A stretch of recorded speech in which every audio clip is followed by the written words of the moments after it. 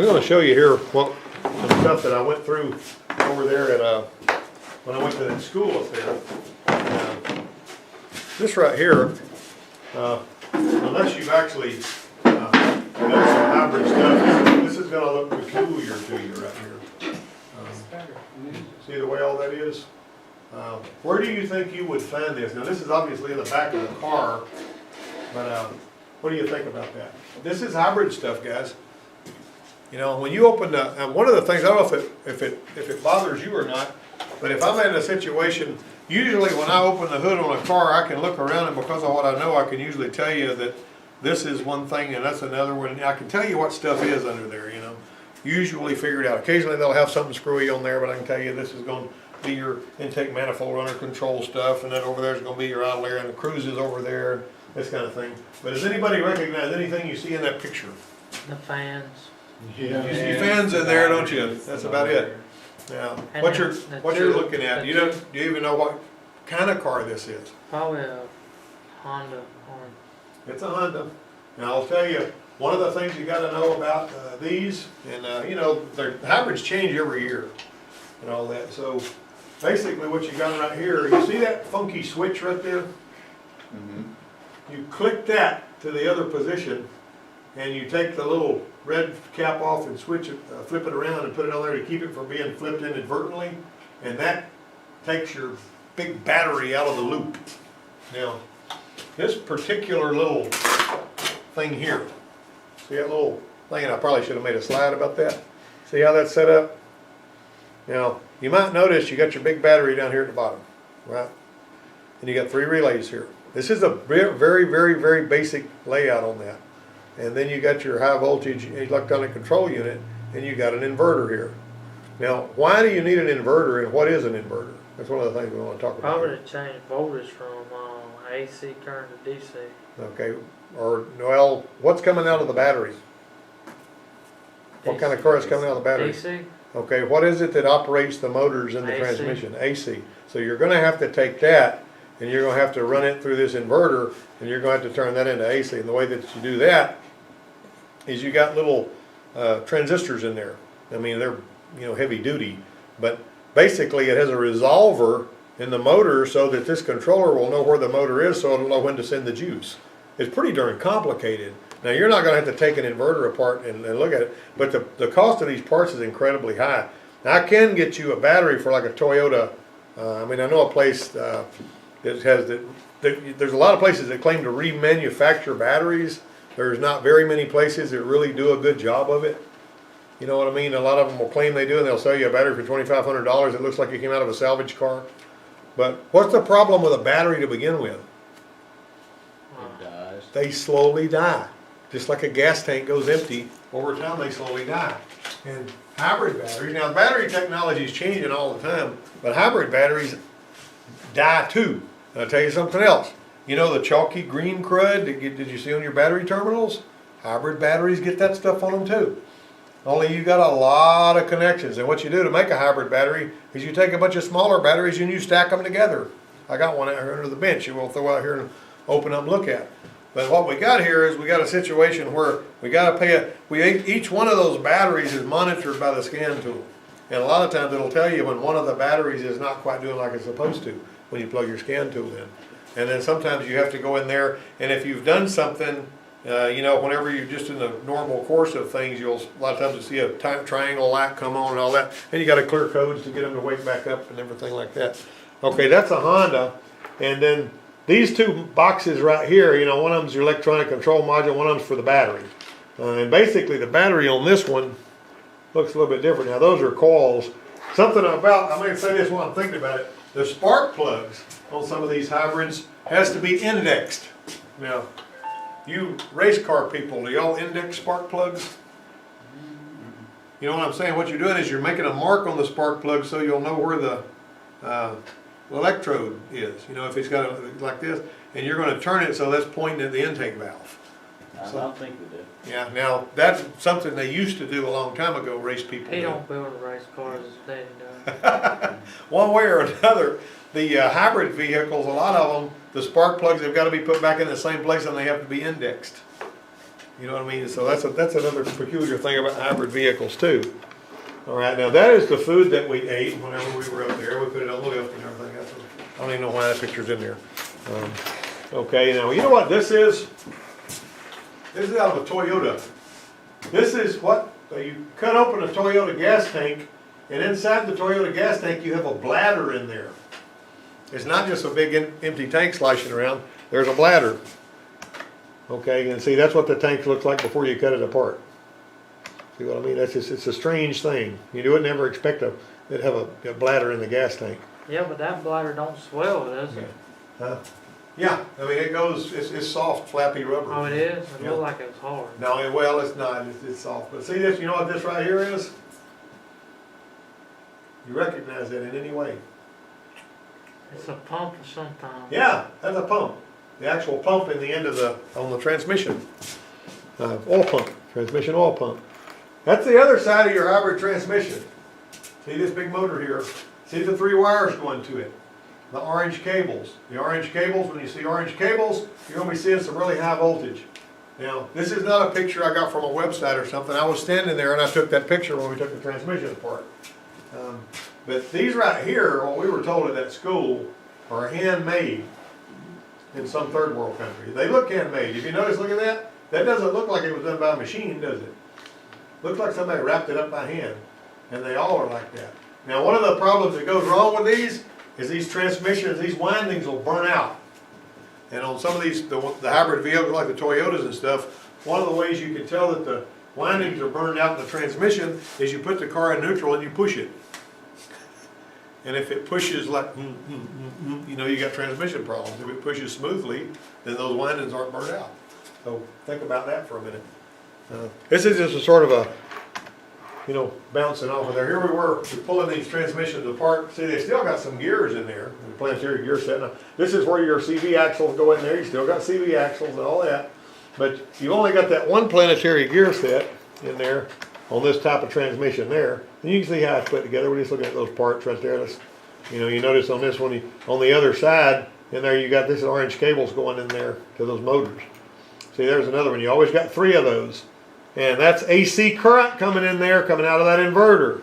Now, I will tell you, that some of these inverters, like in a Toyota Highlander, that big DC to DC converter that's behind the seat costs $10,000. And you still need one every now and then, you know what I mean? All right, you know, who knows what this is? Just hazard a guess is what you're looking at there. It's some type of stator. Well, that's not a bad answer. You mean you're thinking this is a resolver. This is the resolver that feeds information back to the controller so that it'll know how to shoot that juice in there and spin the motor. Well, it looks like a stator, like out of a motorcycle or something. Yeah, it's similar, but I mean basically what I'm saying is those whip past there. This is telling that box where it is. But you're getting a close-up look at a resolver right there. Now this is the 2 motors in there. You know, this is MG2 and this is MG1, if I remember that right.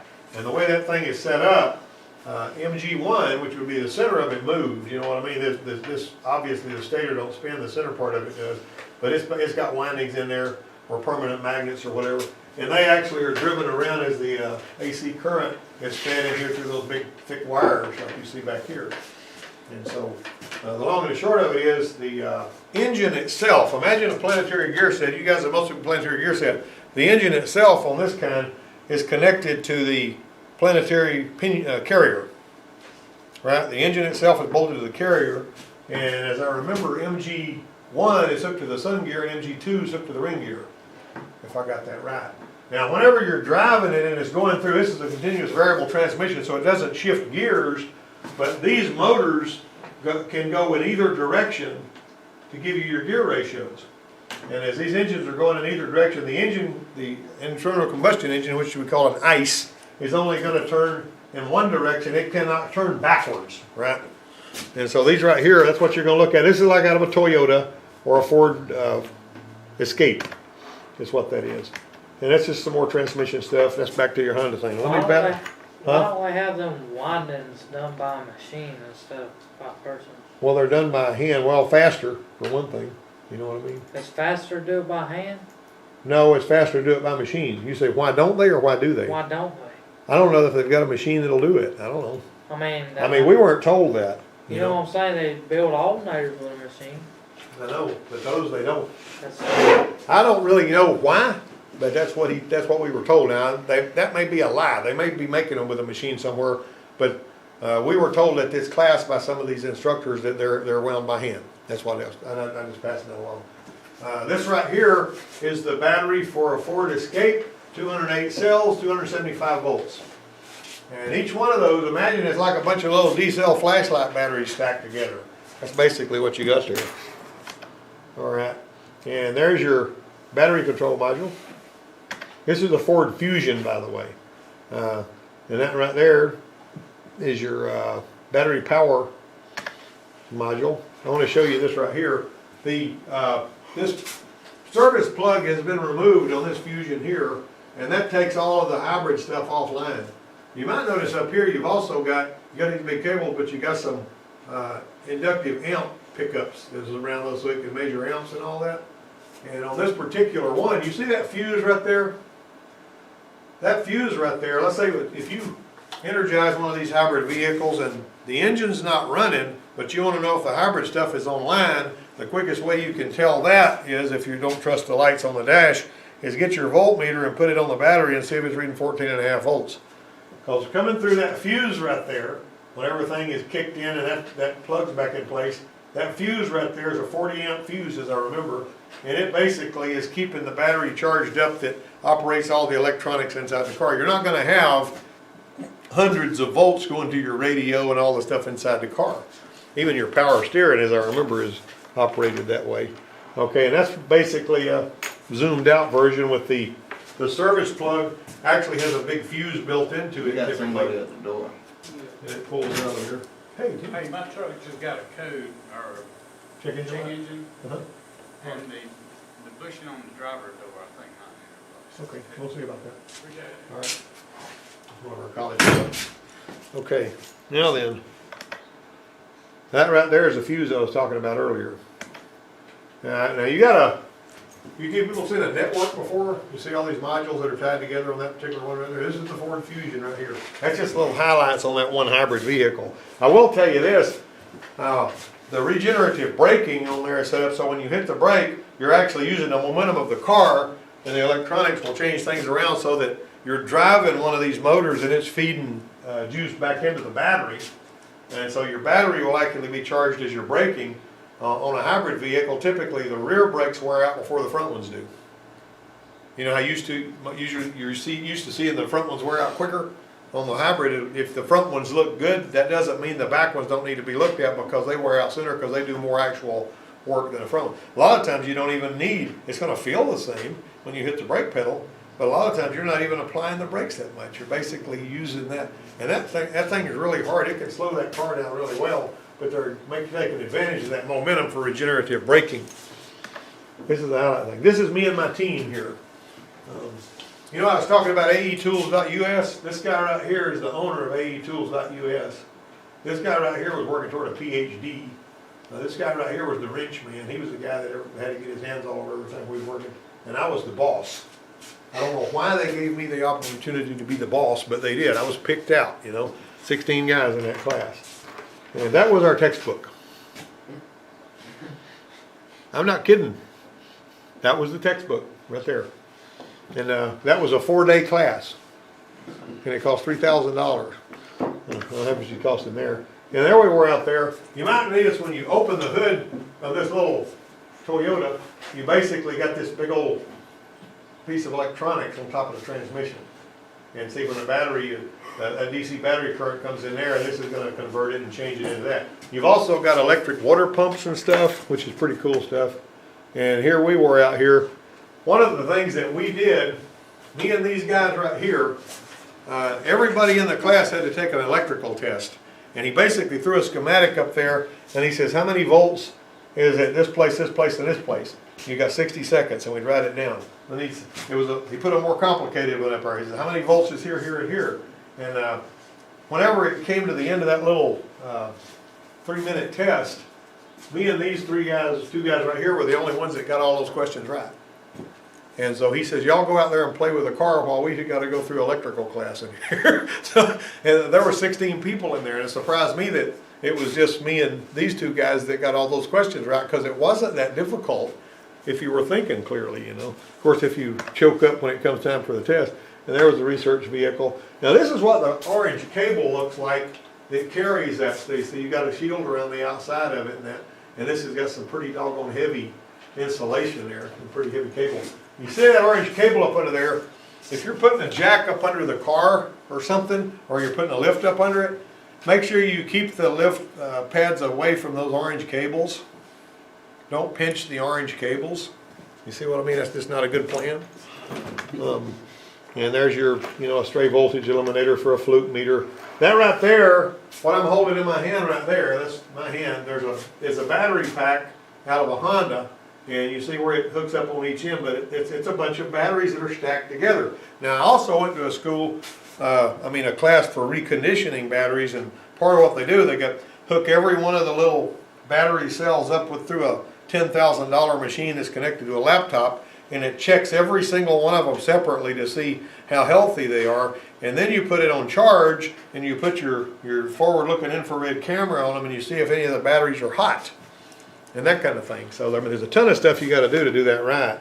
Now this right here is actually like a thermos bottle, and on these little, and I think they may have done away with this on some of the later ones, but what they would do is they put coolant in there that was really hot, and they were saying that this could keep the coolant hot for like 2 or 3 days. I think 2 days was what they were saying. And whenever you would first turn on the car, there was an electric water pump that would feed warm coolant into the head to warm it up. Now this is obviously supposed to be to help with the emissions and all that, but that's like a glorified thermos bottle, and it's kind of in there behind the left front side of the fender. All right, that killed that. All right, let me back up there. Which one did I go to? All right, that one right there. Now this is what one of those inverters looks like when it's been taken apart. You know, you see all this fancy stuff in there. Now, these capacitors in here are super, super powerful. And basically, even after you pull the service plug, you're supposed to wait till these bleed off. And they will bleed off, but you got to give them a little time.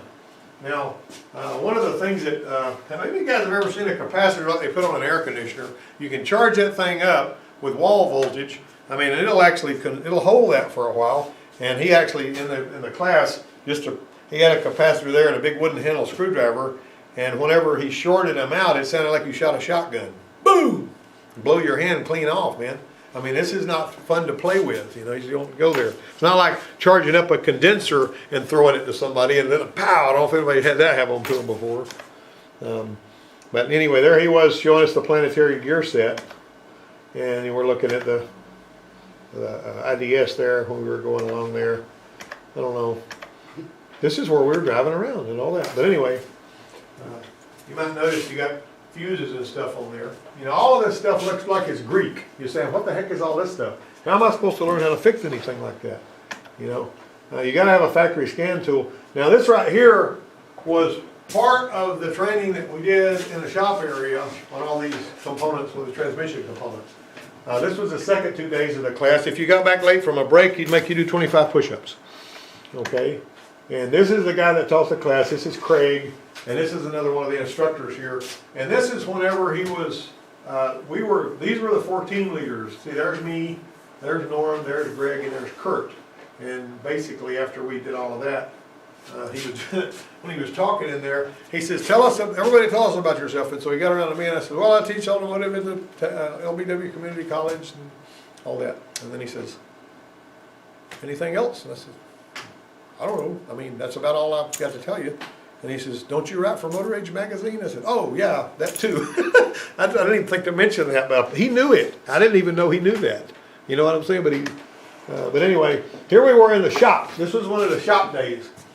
This guy right here was an instructor. I mean, and that was an instructor. These two guys were talking to one another. Now, one of the things that was cool about Joey, these two guys here had been charging up, this guy and these other instructors had been actually reflashing the battery controller in this particular unit. And they had lost power in the middle of this charging operation, and the engine controller, the battery controller had died. I mean, you know, whenever you lose, when you recharge, when you're reflashing a controller, if something happens and it's interrupted in the middle, it's like You gotta bye-bye. restart. It's over. I mean, they just restart. I mean, typically you can't even get it to recognize anything. But what happened was Joey, and there's another look inside the Fusion that Joey brought. And then that's under the hood of the Fusion. And there was this thing back here. We were all confused about what that was and what the heck it was there for. You know, that's the meter connected there. You got to hook your meter up to make sure there's not any voltage there so you don't get bit. And that's another shot of what you saw earlier. Well, we took this apart, and all that was basically a big junction box. You know, on that one there. I mean, where a bunch of wires come together, you know. And so I took those. That's right there is an electric water pump that, like I was talking about, that, you know, starts flowing the juice on that. And I know you've been looking at that because all that's kind of boring. And the charging system, what we did was we took this wire off right here to make it act like a fuse was blown, right? So when we pull that wire off right there, this is what we got on the dash. Charging system check. And that's on that Ford Fusion. I think it was a 2010 model that we were playing around with. And so basically that's some more stuff we were doing in the shop. The shop days were 2 12-hour shop days. And they planted bugs and we had to go find out what was wrong with them and all that kind of thing. There's the service plug on one of those old Toyota Priuses. That's what that is. Where you get that service plug out of there when you're going to be working on. Oh, and I had that there for a reason. You have to keep those batteries cool. One of the things you got to recognize with a hybrid vehicle is when the battery's cool, it does better than when it's warm. And like most of the time you think about when a battery's warm, it's going to perform better than a cool battery. Like you know, what does the cold cranking amps mean on a regular battery? It's measured at 0 degrees Fahrenheit, but it's always going to be higher at 32 degrees, right? So at 0 degrees, you're going to have lower cold cranking amps. Well, a hybrid battery has got to remain, you got to keep it air conditioned. Also on a hybrid vehicle battery, it's supposed to stay between, you know, like 20 and 70% charge. There's a bunch of little numbers in between there, but right in the middle is where the charge is supposed to be. If you charge it all the way up, it's bad for it. If you run it all the way dead, it's bad for it. But it's supposed to stay in the middle. You got me? So you're basically looking for a charge level that's going to stay usually from 40 to 60% is the optimal range. You don't want to charge it all the way up and then run out. If you run out of gas on one of these hybrid vehicles, you may go 1.5 miles and you'll be sitting beside the road because that battery is not made to drive that car indefinitely. You know, on a Chevy Volt's a little bit different. Incidentally, For the batteries right there in the side panel? yeah, the cooling of the air conditioner cooling goes in here, is pulled in there by fans to keep the battery cool. On the Ford Escape, they have an extra outlet. If you pull up beside a Ford Escape hybrid, you'll see a little air inlet by the left-hand rear window, and it's got a separate air conditioner evaporator down there, and the only reason that's in there and it's powered to the regular air conditioning system is to keep the battery cool. And it gets its own air supply and everything else. And you know, basically that's a little motor there and all that, so let it generate the preview. Now you know what this is. Who knows what that is? Somebody tell me what that is. Is it an inertia switch? No, there's 3 of them in that car. There's basically one here, there's one on the other side, there's one up front. Airbags in? Nope.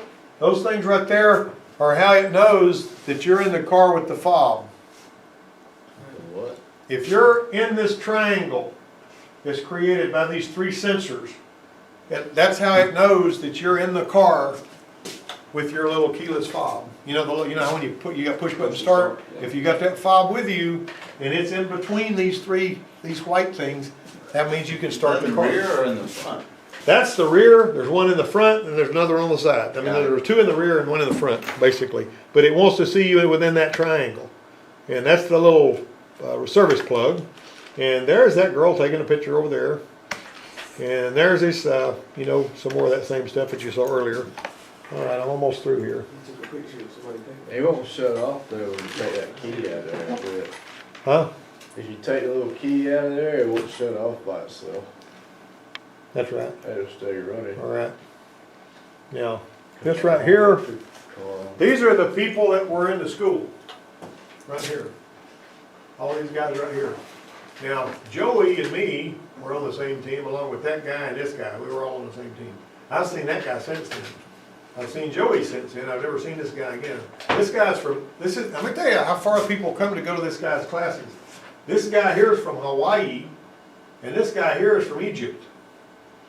And the rest of us guys, you know, you could tell we're a bunch of screw, these two guys are actually both from Hawaii, and all that. And so, but anyway, there were 16 of us in there, and he only enrolls 16, and if you do 16 guys times $3,000, and his classes fill up every time he has one, and he has 5 classes a year, his classes may be higher now, I think they last a little longer too. But basically, that's another picture. And there we were, pigging out over there, me and that Egyptian guy. This guy right here, he asked me, because I was wearing these uniforms, he says, does that flag mean anything to you? And I said, I paid to have that flag put on there. Yeah, it does. I said, this is not something they just popped on there at work and all that. I didn't know where he was coming from with that, but there was Craig. And I took that picture of Craig and I made a magazine cover out of it, but I don't think I have that here to show you, but it was funny, and he got a really charge out of it, wanted to use it. But anyway, that was all the end of that. That's Sunday. I wanted to show you though, just a shade. We're almost through here. Was he a terrorist or something? Huh? Was he a terrorist? No, he wasn't a terrorist. No. But One of the Syrians? He was ISIS. ISIS scouts, what it was. there was an interlock in there. You better not go back to another class, Richard. Let's see if that'll play that. It takes a while for these videos to load. You never did say what they did when they flashed the motor. Oh, I was going to tell you that, and I think that's what you're getting ready to look at right now. I think. I could be wrong. Joey basically brought he had his laptop there, and he had it connected to this, through the VCM to this battery. And so what he did was, he ran a little routine in the background when he went in there with his IDS, and he was sitting there at a table with these 2 instructors standing on either side of him, not knowing what he was doing. And I was kind of following what he was doing. I don't know how to do it, but he says, "This is how sharp this guy is." And they says, "What are you doing here?" And he basically did an all module scan, and then he pulled up the log from behind it, and they said, "What are you doing?" He says, "Well." He says, I'm trying to see which protocol this battery control module is supposed to be talking, and if I figure out which protocol it is, I can exercise a routine to go in the back door and bring it back to life. And that's exactly what he did. And just boggled their minds. They couldn't believe anybody could do that. But I mean, the fact that he was able to reach in there and do something that everybody felt like was impossible. What, the teacher or the... No, he's the guy from AE Tools. And the teacher didn't know The about teachers didn't know how to do that because a lot of people don't. I mean, he's the expert on programming and stuff. I mean, like, he's up here, you know what I mean? And everybody else is down here, pretty much, because this is what he does. That's all he does. It's like a restore is what he did. Huh? It's like it did a restore. Well, actually, you can get that resource that he used, but when you see that log file, you got to know what to do with that. You know what I mean? That's the whole thing. And he basically, one of the cool things about him is, after he gets done, he knows, I mean, he can tell you exactly what he did and why he did it and how he did it, but you're not going to be able to do it by having him tell you that, because he's put in lots and lots and lots of time doing that. And that's what these yo-yos were standing around talking about in the car and all that.